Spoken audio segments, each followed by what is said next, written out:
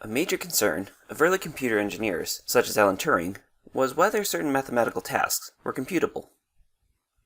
To answer this question, Turing created the Turing machine. What else would you call it? This hypothetical machine uses an infinitely long strip of tape composed of a series of cells with symbols written on them to store the inputs and outputs of computations. It also has a head that moves to the left or right that can read symbols from the cells, write symbols to the cells, and make decisions about what to do based on the contents of the cell and its current state. The state machine is essentially the program that tells the machine what task to perform. Every Turing machine must have a start or initial state.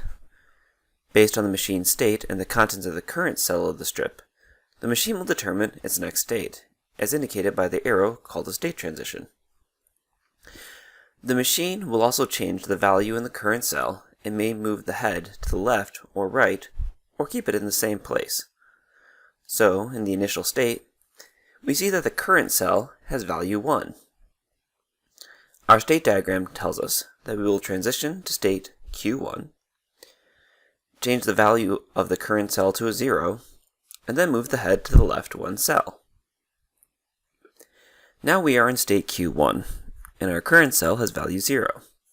Our state diagram tells us to transition to state Q2, change the current cell to 1, and keep the head in the same place. Now we're in state Q2, and our current cell has value 1. Our state diagram tells us to transition back to our initial state, change the current cell value to 1, which it already is, and move the head to the right. Finally, since our state is the initial state, and our current cell's value is 0, we transition to the halting state. Change the value in the cell to 0, and keep the head in the same place.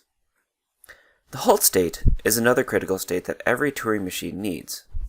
Without the halting state, the machine will keep looping forever and never complete its programmed task. Let's take a step back and look at the Turing machine at a more abstract level. Suppose you have a tape with two values a and b stored on it.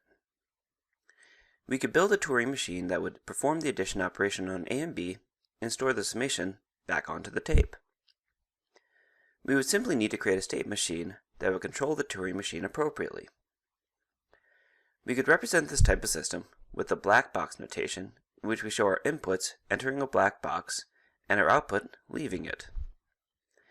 We could then theoretically represent a machine to perform any legal computation, such as multiplication. More generally, we say that each Turing machine has inputs, outputs, and a program P that describes its behavior. The problem with these types of Turing machines is that we need to create a new Turing machine for every operation we want to perform.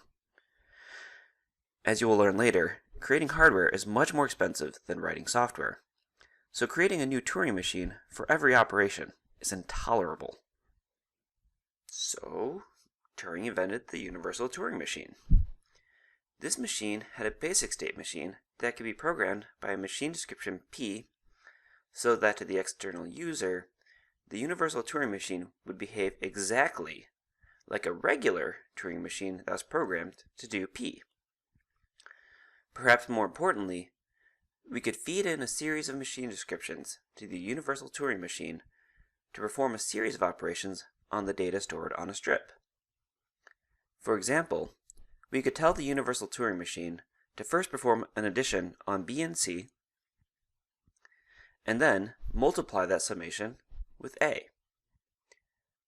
As you will learn later, the ability to write small components or functions and join them together will make your life so much easier as a programmer or hardware designer.